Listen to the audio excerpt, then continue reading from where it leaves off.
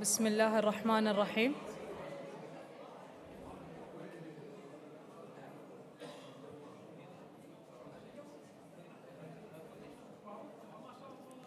السلام عليكم ورحمة الله وبركاته.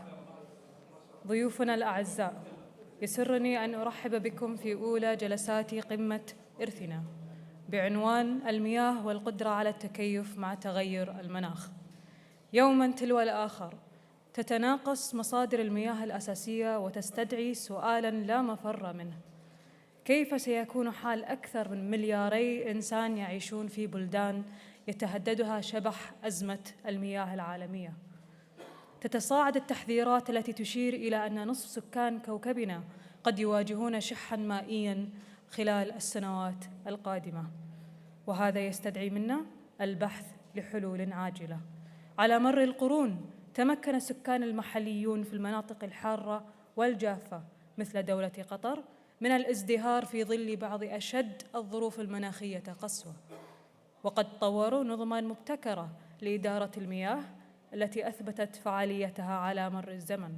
تقدم لنا المعرفة التقليدية ميراثاً من الإبداع والقدرة على التكيف، لكن هذا وحده لا يكفي، إذ يتعين علينا أن ندمج حلولاً تقنية تستفيد من هذه المعرفة. ستناقش هذه الجلسة كيف يمكن للجمع بين هذه الممارسات أن يقدم حلولاً عملية واستراتيجيات للتكيف مع تحديات المستقبل. ومن هذا المنبر يسرني أن ترحبوا بمريم نمازي مديرة هذه الجلسة. Thank you. Thank you so much to my colleague, Shukran Jazilan, for that. Well, thank you everyone for joining us for this session on one of the most critical issues of our time. Water is in many ways at the heart of every environmental and sustainability challenge we're facing. Throughout today and tomorrow, the sessions are going to cover everything from the way in which we construct our cities to the need for food security and how we address the severe disruption and deterioration in our ecosystems. So the way we manage and conserve our water is a great place to start. It's great to be starting with this session. We know that water is critical for the resilience and the stability of our cities. It's the lifeblood of our agriculture. It feeds directly into food security. And the same goes for ecosystems, right? There isn't a single organism on Earth, whether it be the tiniest microbe or the largest mammal, that cannot survive without water. So this is the foundation for life, livelihoods, and lasting resilience, which means that without effective water governance, it's very difficult, if not impossible, to achieve any of our sustainability goals. The purpose of this session is to really look beyond the pressures on our water systems around the world. It's affecting pretty much every country, every continent to varying degrees. What we want to explore here are the solutions that lie within, because we know that extreme weather, drought, pollution, over-extraction, all of this is affecting many different countries, but particularly those in hot and arid regions. But what is really interesting is that many of these places are also home to communities that have long mastered the art of water management. So some of the most resilient, adaptable, and sustainable solutions are centuries old, and they are designed by communities that have been living in harmony with the environment. They have thrived and survived by managing their water with really an extraordinary level of sophistication. And it has to be said that it is compatible with science. It can be supported by modern-day science, technology, and engineering. We want to get into that as well without getting too technical. Traditional knowledge is an important pillar of the Earthna mission. The Center has produced a landmark report exploring traditional water management systems in the region, and I want to get into this now with our panel. So let me bring on stage, let me introduce our speakers. I'm very pleased to say we have Dr. Rajendra Singh. Please join us, Doctor. He is the chairman of Tarun Bharat Sangh.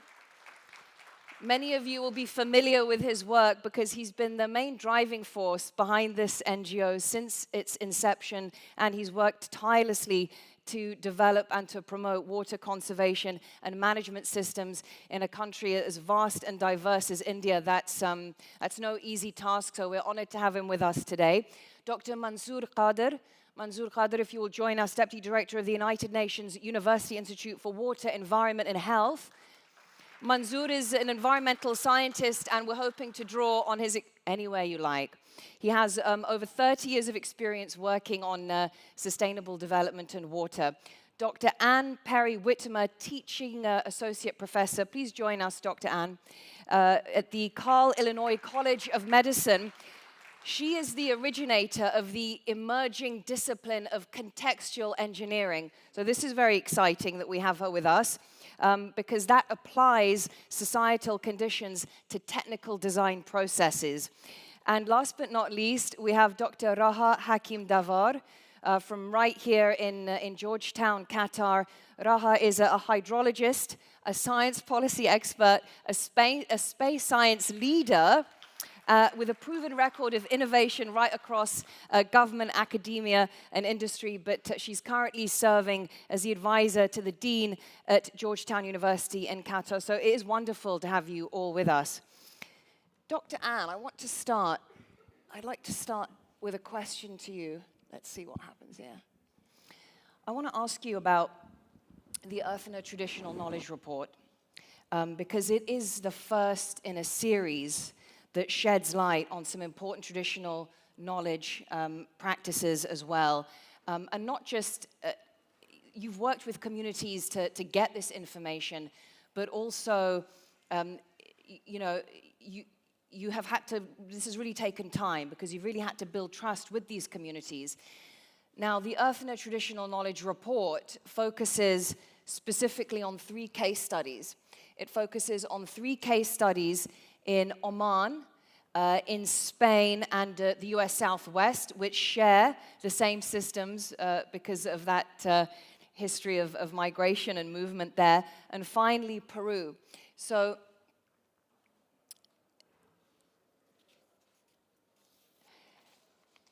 I wanted to discuss Oman because it is currently considered to be one of the most water-stressed countries in the world. And really, the Omani system is fascinating because it goes all the way back to the 8th century BC, during the Iron Age of Oman. So I wanted to ask you, Dr. Anne, what does this demonstrate about how water has shaped the trajectory of human civilization, the way it's shaped agriculture, industrial activities, trade, and survival? Tell us about that, because you were also, this Earthna report, you were also part of the review, so you're well aware of its content. Please tell me more about the significance of this report and the details on the traditional water management systems and the effect that it's had on human civilization. Well, thank you very much. It's a pleasure to be here. And I have to say that when I was contacted by Earthna about this report, when it was still in the formative stage, I was extremely excited because as a water engineer, I've always been convinced that the knowledge that lies out in the world beyond what I learn in my classroom or what I teach now in my classroom is so much more valuable, so much more meaningful. And I think the examples, the case studies that you referenced are great examples of the fact that water, as you said in your introduction, is critical to life. We look at infrastructure that was built by the Romans millennia ago. We recognize that water has always been a cornerstone of societies.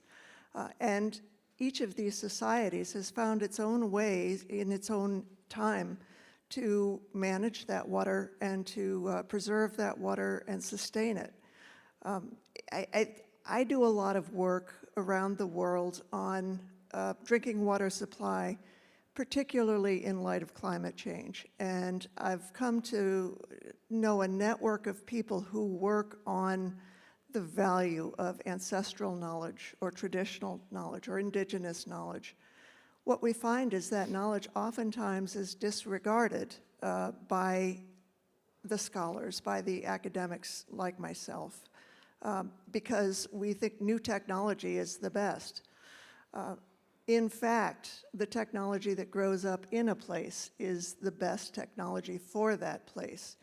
And as an engineer, when I'm working on something, I strive to incorporate that particular knowledge before building towards something that can address particularly climate change. And you know, as you're speaking, I think we're looking at some images that you have of the work that you've done with various communities, because you've worked very closely with the Navajo Nation.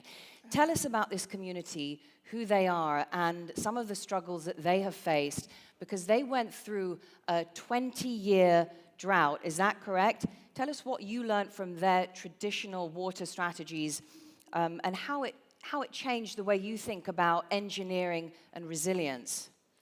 Absolutely. I had the honor a few years ago of having an opportunity to work with the Navajo people. These are indigenous people from the United States, long preceded my own ancestors in living in the US Southwest, an arid area.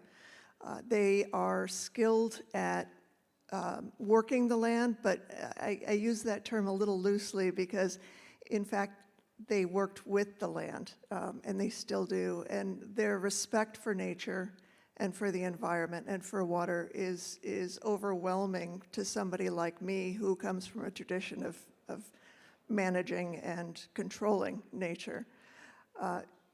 The knowledge that I gained working with the Navajo did not come easily. And you mentioned trust. Trust is a really important thing when working with traditional knowledge, because you're asking of people to share what they've learned and what they know with you, not knowing what you're going to do with it.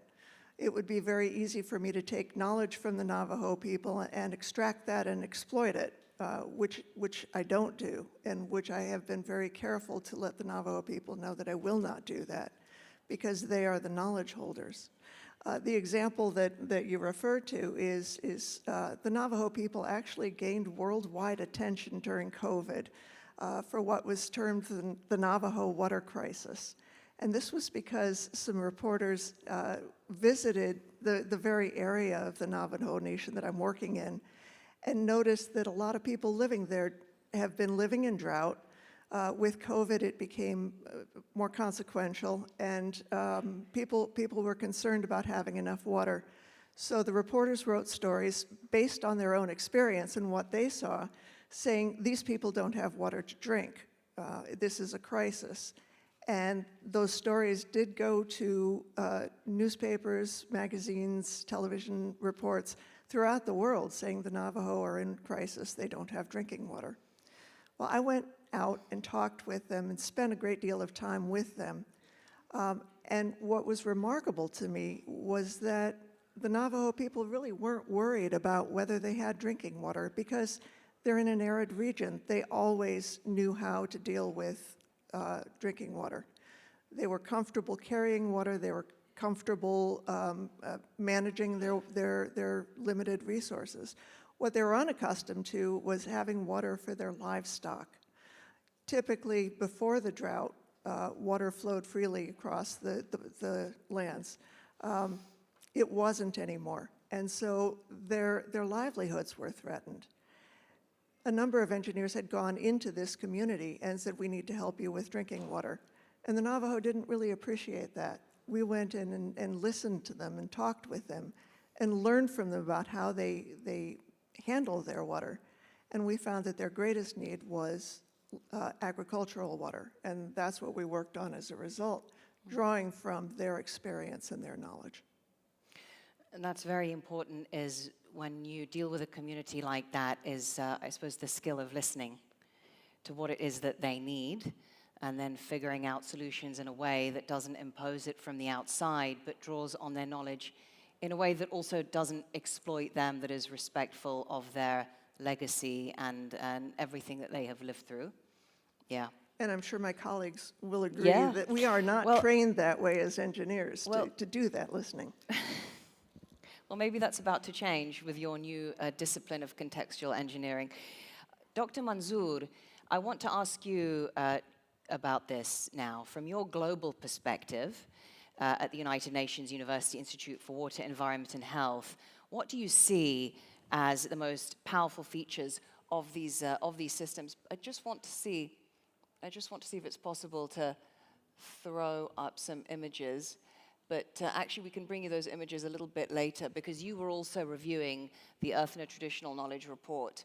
And so, you know, you have traveled all over the Middle East, North Africa, Sub-Saharan Africa. Tell me more about what are the most powerful features of these indigenous water management systems, and why are they relevant in today's world? Thank you very much. I'd like actually to first thank Earthna for the opportunity to be here, part of this event, and I'm sitting on this panel. With regard to the experience that I have had over the last 30 years working in the international public service, working for CGIAR, and more recently with the United Nations University, there is a wealth of knowledge, and we still struggle actually to capitalize that wealth of knowledge. What Anne said in her initial remarks, that still we just feel that more technologies are coming, and there are improvements in technologies. We just look for the bigger solutions, that like desalination, water treatment, and stuff like that. But we really ignore the critical importance of indigenous knowledge and the context in which they are. Just for example, say for instance, fog water collection system. These systems have huge potential, and they have been there for centuries. What we have seen that the key strength of the system is the communities themselves. Wherever those systems are fully functional, operative, and there is a great ownership from the communities, those are outperforming than those, even if you fund them from external sources, but if there is a lack of ownership by the communities, they are not going to go far from that. Look at the world's largest fog water collection system in Morocco. That is basically driven by the women. There is a woman NGO which drives that. The girls are part of that. And it is basically solving the local water issues to an extent that the girls are back into the school, while the women have established their cottage industry. And there is an improvement in the quality of the life. In contrast to that, they used to travel 4 or 5 hours and they were still actually struggling to get the quality of water that they had. So there are two actually key dimensions when we talk about indigenous knowledge and its application. It's not only the amount of water, it's the quality of water which also becomes important. And it's also the ability to resist against the climate change as well. Like in case of fog water collection systems, the quality of water which is harvested through fog has much higher quality compared to that water which the women fetch for after traveling even 4 or 5 hours like that. So, and then these type of water resources become, to a certain extent, climate independent as well. So the fog is there, so there is a regular collection of fog water. And despite all these conditions of weather and climate change, they are still fully functional. I just wanted to give you one example. There are many examples like micro-catchment rainwater harvesting systems. Those are fully operative in different parts of the world. This is the idea that you use modern-day materials and you combine this with traditional methods to improve the availability of water, but also the quality of the water, because as water becomes more scarce, there are these knock-on effects in terms of water quality and land degradation and all of these things. So these are interesting examples of how you can combine modern-day techniques with water management strategies. Yeah, I'd like actually to just to expand on this, because sometimes we just feel that there is a disconnect between indigenous knowledge and its application and the technologies that we have at the moment. But there are opportunities where the indigenous knowledge can be applied. At the same time, the current technologies can further improve the availability of water and can basically fast track the application of that indigenous knowledge. Say, for instance, in case of micro-catchment rainwater harvesting systems, just for those of you who might not be actually aware of this type of technology, in different parts of the world, extremely arid conditions, the water which falls on the ground, if it's not captured, it just goes back to the environment. So if we create a certain type of slope and collect that water, we can grow shrubs, we can collect that water for animal watering and stuff like that.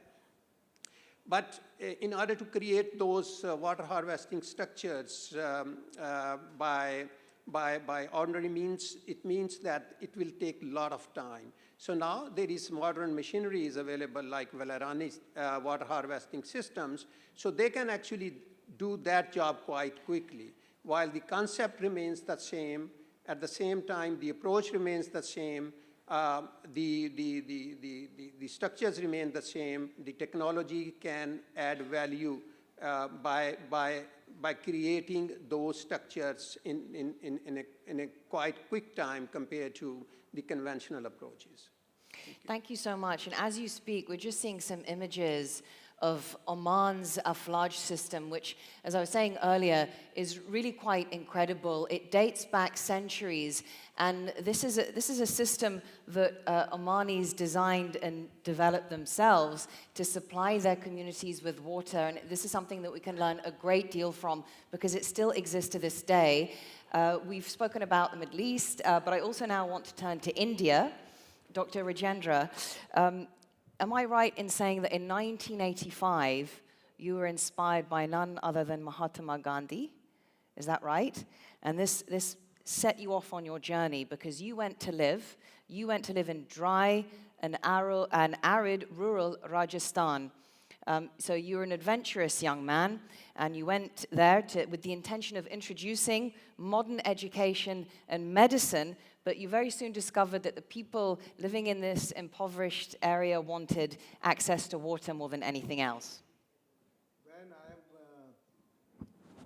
am 12, 13-year-old young man, that time I'm discussing my friend Hassan.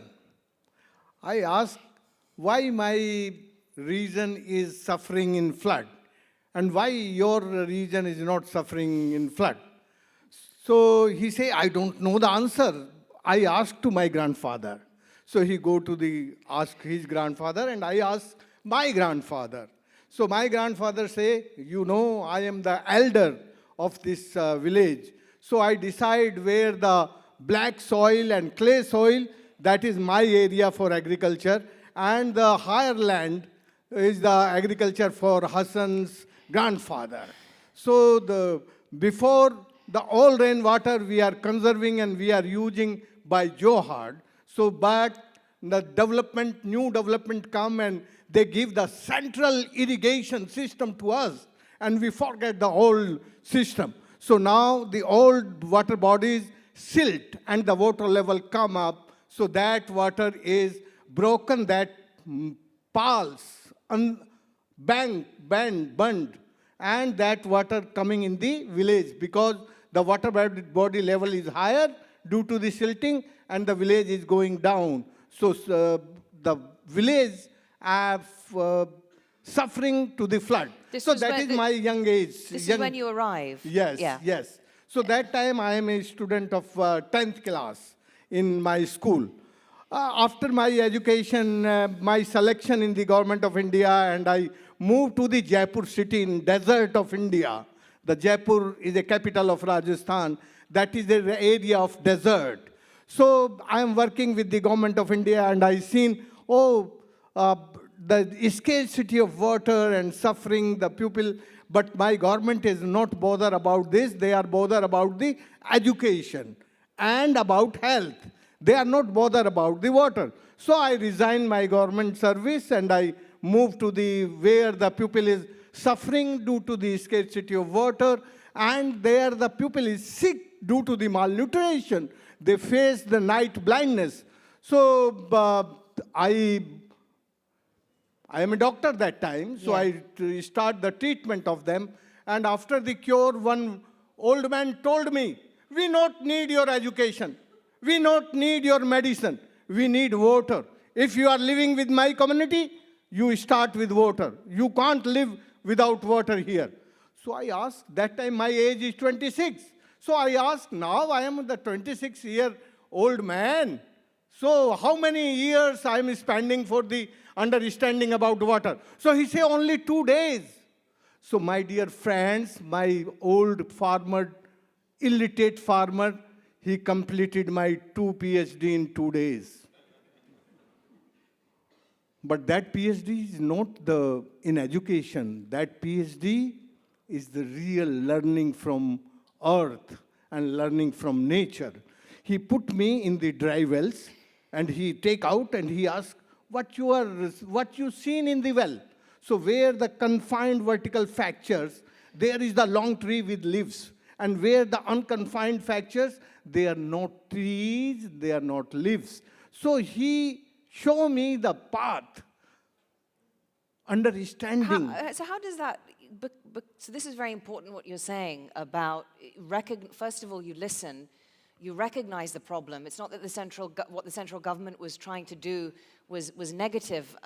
Health and education are very important, but you recognize the problem at the core of their life at that time. Yeah. So how do you go from that to harnessing traditional wisdom to find the solutions that you have? You understand and listening. When I start my life, so that time my grandfather realized me the importance of water. Yeah. So I have love and respect to my grandfather. He is the wisdom keeper. If you have the respect to the wisdom keeper, so you can understand and you have the respect to the indigenous knowledge system and traditional system. So this is the entry point of my work. I have love and respect to my wisdom keeper, elder grandfather. So he teach me, and after that, after 15 years, I moved to the desert area of India. So there is also an old man, the tribal man, he teach also to me we need water. So there is the drought, and there is the flood. So Why did you move? Because my selection in the government of India. Oh. And my government of India posted me in the capital of Rajasthan, it's Jaipur. So when you were working with the indigenous communities, were you also coordinating with central government? Because this is very difficult if the people are saying one thing, but the government is trying to do something else. You know, the government is not allow you can do what you want. Yeah. So I resigned the government. First, the government is not allowed. Government is always creating hurdles if you are doing the work with the community respect. And what the need of the community, the government creating always obstruction and hurdles. In my 52 year completed now for my water work, but I never take any support from any government. And how many people they are take now water? 12.5 million people get water. The only community-driven decentralized water management. My work is not without science and without technology, but the science and technology, the science with sense and technology with the consciousness and concern equal to the nature and equal Do you need of need the some human level being. of government support for that, or is it possible to do it through partnerships with the private sector, with entrepreneurs, with people who have an interest in this space? How have you managed to do it? You know, this is a very simple thing. If you have the space in your mind, yes, this need of the community is my first priority. I'm only working that, and what they know, we are working with that knowledge system.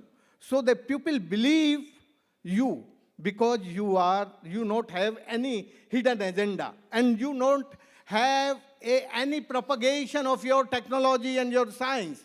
You are propagating the knowledge system of the community. So they believe on me, and they join me, and they start the movement. You know, my whole area suffering by the minings. The lot of minings, the whole Aravalli mountain system under threat of the mining. So I fight the case against the mining. The 28,000 mines closed. After they closed the mines, the lot of people unemployed. So all unemployed people join for the water conservation. So actually, So this is the it movement. generates opportunities, it generates work, it supports the local economy. It goes beyond meeting their immediate needs. Let me come then to Dr. Raha on this. Just one thing I Yeah? tell you. You know, if you believe in traditional knowledge system, the traditional knowledge system is the most modern system because they are the need and they have the sustainability and that have the time-tested success. So that knowledge is a real advanced technology and advanced engineering. But you know what you are reading in the books, the all engineering in the books, and that bookish engineering is not useful, not practical for the pupil. Well, I tell you what, So I want to come area- to Dr. Ann on that because she is leading she's the not- way in a new type of... She's not annoying on me, she's loving me, you know.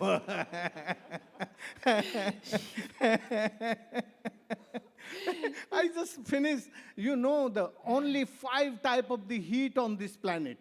The red heat coming from the sun, and that time when the mining in my area, the clouds come, but they are going away without rains.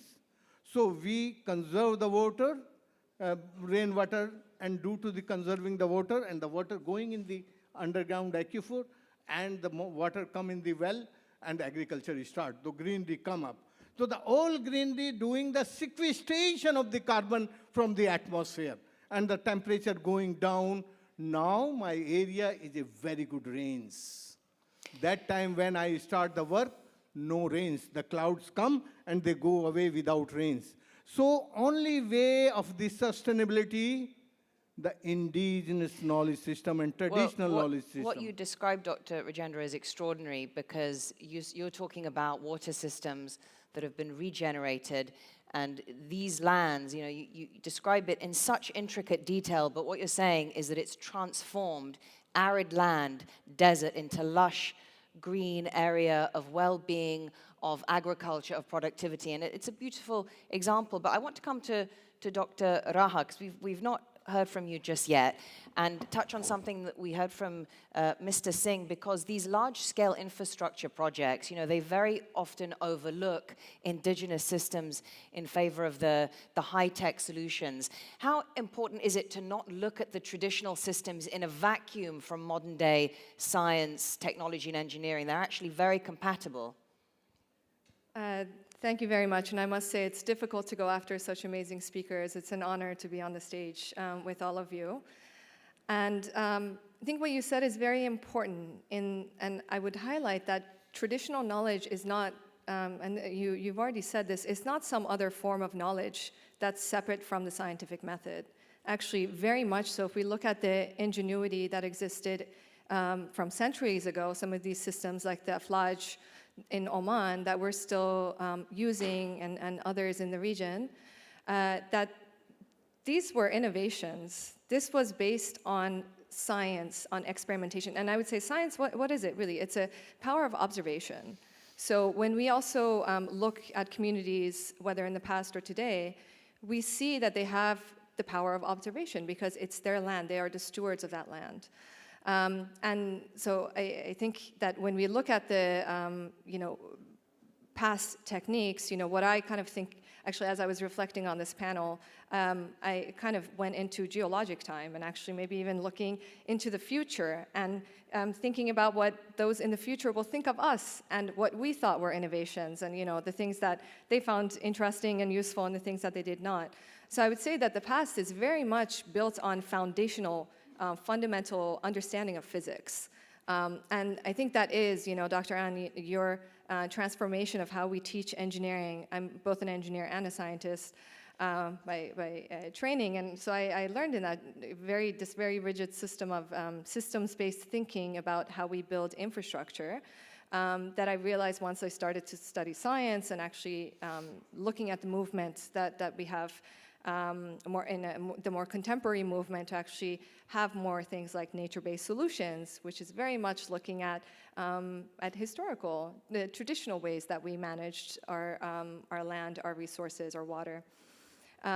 So I think that we're facing a challenge, and here's the crux of the challenge. We have a lot of people on this planet.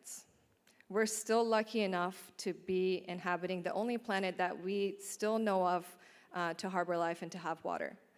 So we have to be stewards of this resource, but our societies have also changed. So we have a lot more people than we had in the past.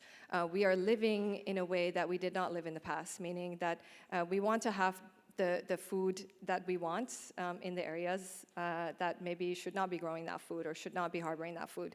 We have learned to bring water from the sea. We have learned to get water from the air.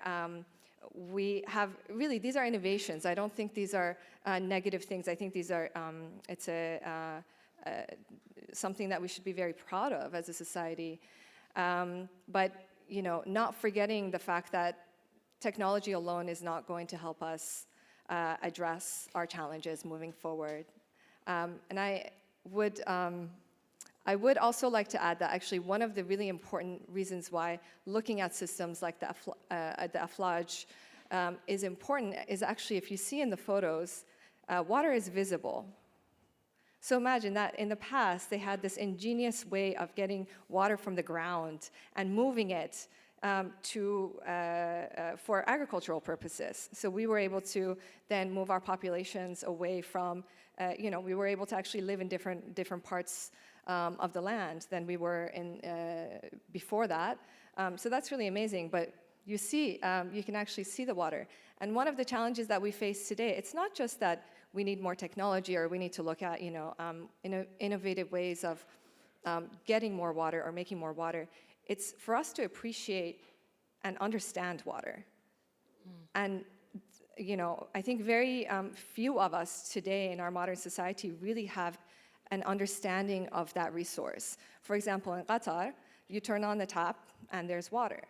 And, maybe on some context we understand, it's coming from desalination, but do we really understand what that means?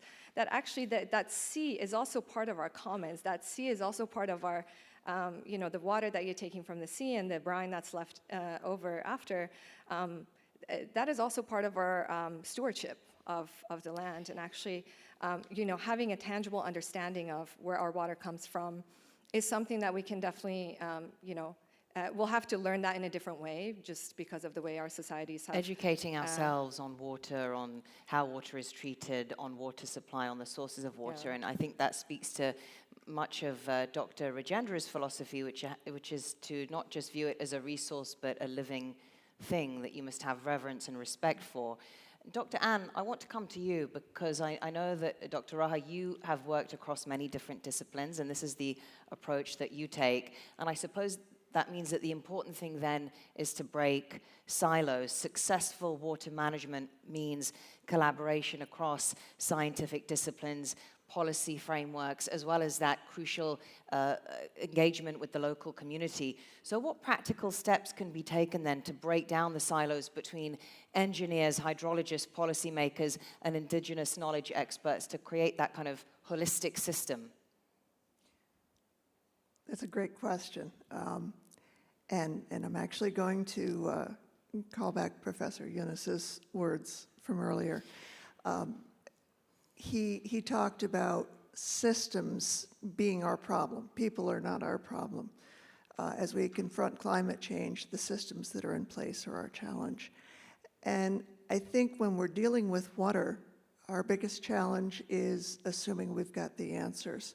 To your point as well, we are under the impression that we can solve this problem by strong-arming it. And in fact, technology sometimes leaves us stuck because of the choices we've already made and the systems we've put in place. So what we really have to do is teach our engineers, our policymakers, to think like, well, a Navajo friend of mine tells me to think like water. He actually describes how when you pour water on rocks, water finds its way through, and so he says you need to be like water. I think Bruce Lee said that. Well, he did steal it from Bruce Lee, and he conceded that. That is not ancient Navajo wisdom. But what I try to do with the students that I teach is break them from that engineering process that we learned, which is find a solution and then make it fit to the problem. Unfortunately, that's how we think about science. Science is the solution without exploring the problem. And a lot of what I do in contextual engineering, the story that I described with the Navajo people as an example, is before coming up with the solution, we went in and tried to understand what the problem is by listening, as you noted, by building trust, by really trying to understand. Once you do that, then you need to think about how to incorporate that into the technical process. And as I think all of us on the panel have noted, we do bring knowledge, we do bring expertise, we understand science. So do the people we're learning from and we're working with. What we need to do is merge that rather than dominate with our knowledge. And I'll just add one more thought to this, because I think it's a very fine line that we toe if we do this correctly. I've had people say to me, what are you, anti-technology? Because I've said I want to make sure I apply the appropriate technology to a setting. And I'm not anti-technology, I'm an engineer. I studied technology, I apply technology all the time. But I try to apply technology in a way that's going to serve the needs of the user population, define what they need, what their problem is, learn from them so that the technology I bring in is familiar enough to them that they don't end up getting blamed for not running the way we... Sorry to interrupt you. No, why is there pushback on something so logical? The system. Yeah. It's the system. It's in the philosophy of technology, the engineering education system is built around technological determinism, which states that technology is always going to move forward, and our responsibility is essentially to trot alongside it and keep up. In the last 20, 30 years, there's been a shift in that. There's been a movement more towards the idea of critical theory of technology, which is that technology has, it can be good or it can be bad. And I think a lot of the things that we're wrestling with right now, including climate change, as well as artificial intelligence, genetic manipulation, all of these things have the potential to be bad if we don't treat them the right way. We're just starting to recognize that, but the education system under which we learned is still focused on technological determinism. And my job as an engineer is to get the next great solution. And so this has brought you to this new framework of contextual engineering, which is taking many different things into consideration. Dr. Manzoor, maybe I can ask you a bit more about this multidisciplinary approach, because you've been part of these multidisciplinary projects in the Middle East, in North Africa, Central Asia, South Asia, and also in sub-Saharan African regions, which are going to be the next big hotspot in terms of water scarcity. How did you bring all the different kind of bits, components together in terms of knowledge sharing and then working as a team with indigenous communities to build capacity for further development? Yeah, if I'd say in short, I'll use 3 A's for an integrated approach. Acknowledge, advocate, and appreciate. So these are actually 3 interconnected aspects of the knowledge that we have, and if we would like actually to move forward with that knowledge. We have already discussed breaking these silos, but the most important thing is unless we really acknowledge that there is a wealth of knowledge sitting in indigenous communities, ancestral knowledge, and that is still valid today, and then advocate for it and then appreciate. I see in the morning session was an appreciation of this knowledge because of the recognition of 4 marvelous projects, for instance, in different domains. So the key thing is that unless we really acknowledge and advocate and appreciate, the things we will continue actually struggling this thing. Look at the events that we are having around those bigger projects like and interventions like desalination, water treatment, and stuff like that. I've been participating in those events. There are so many in the year. But in contrast to that, look at how many events we do have in terms of indigenous knowledge, its application in terms of water resources management, only few. So that's where I think the gap is, and that's where we need actually to do more efforts into that. And it's wonderful to hear about that. Dr. Rajendra, I'm wondering, I'd be curious to get your thoughts on this, because there's 2 kind of things that have come out of the discussion. One is the kind of information knowledge void. We need to work with these communities to listen to them, to find out what their needs are, and then to be able to have some kind of, not a system, but methods for pooling this knowledge to see how it can be replicated elsewhere without extracting or exploiting these communities. Now, the thing that you have really emphasized is that these are not just people that have maintained water systems. I mean, in many cases, they are spiritually connected to water. So what I'm saying is, how do we preserve community ownership and an ethical foundation to all of this if governments and international donors start to get involved in the scaling and the possible replication of these systems elsewhere, which could be useful for other communities, but we have to be careful how we manage this? When we are working with the community decision-making process, so the community belongingness and ownership coming the all work on what we are doing.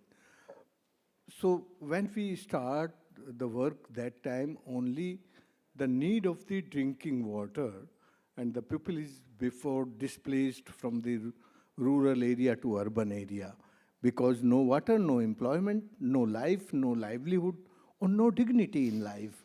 So they move to the cities. And when we learn from my community and I start the work, the community join hand. They're not seeing the international funding. They're not seeing the government funding. They feel, oh, this is my work. We are doing. So they're creating the water bodies. And after the creation of water bodies in continuation, you know, you can change the history in a very less time. But if you are changing the geography or climate, so taking time.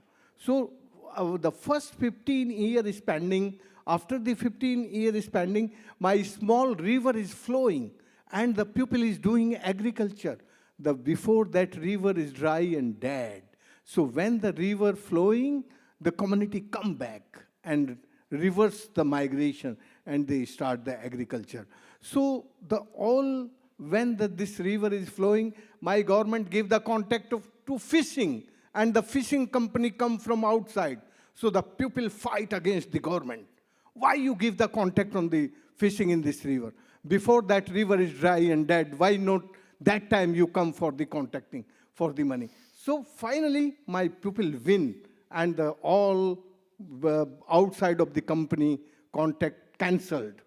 and they make a river parliament. So my river parliament make a decision. We are not growing the water-intensive crops. We are growing less water, more grow grains.